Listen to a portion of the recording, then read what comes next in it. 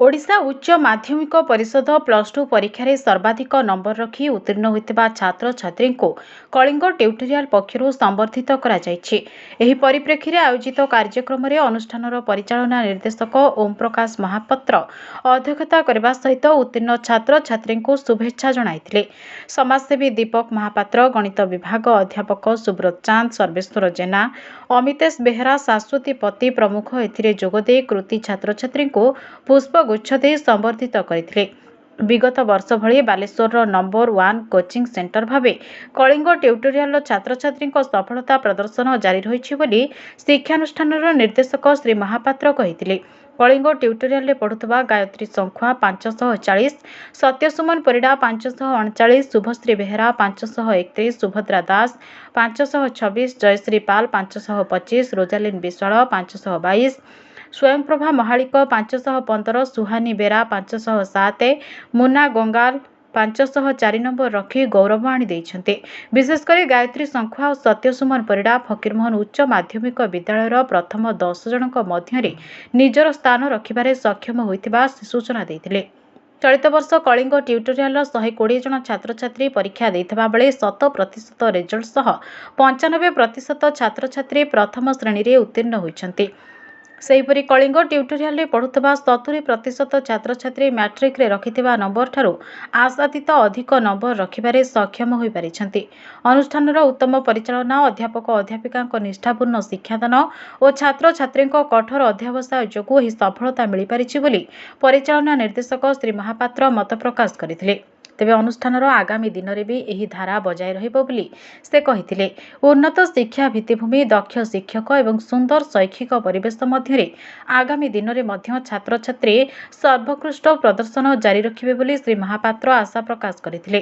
Kalinga tutorial अध्यापक अध्यापिका शिक्षादानर धारा सेमानंकु सफल प्रदान करिछि बोली छात्र छात्री माने कहिसंति।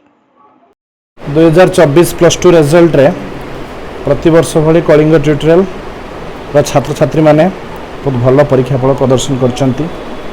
एफएम रे हो बा अन्य जो नियरेस्ट कॉलेज अच्छी आपनकर गवर्नमेंट कॉलेज से बेस्ट देइचंती।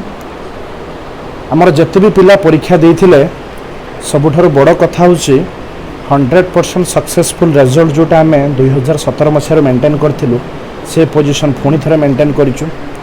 प्रत्येकटी पिलांकर इंडिविजुअल डेवलपमेंट, इंडिविजुअल रिजल्ट ये ऑर्गेनाइजेशन प्रति पिला रिजल्ट पछरे सब फोकस करे से व्यवस्थाटी होईछि।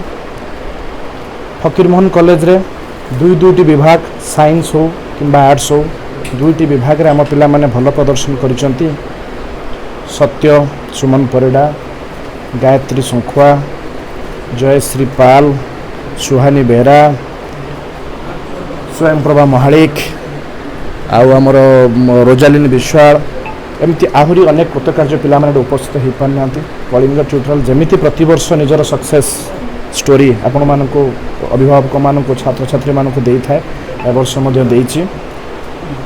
100% रिजल्ट हेछि।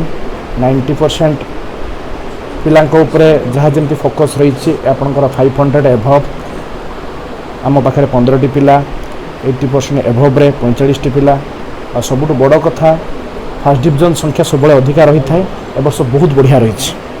केते पिला टोटल क्लियर करथिले? टोटल 120 पिला हमर ए वर्ष परीक्षा देथिले। ना सत्यसुमन परिडा को कॉलेज रो पढुथिलो? हां फकीरमोहन कॉलेज रो पढुथिलो। और 539 मार्क अछि। कलिंग रे टीचिंग स्टाफ आ नॉन टीचिंग स्टाफ माने मते बहुत हेल्प करचंती आ तांकर गाइडेंस बिना मार्क आसीबा संभव हे पारन। भविष्य में कोन करिवे?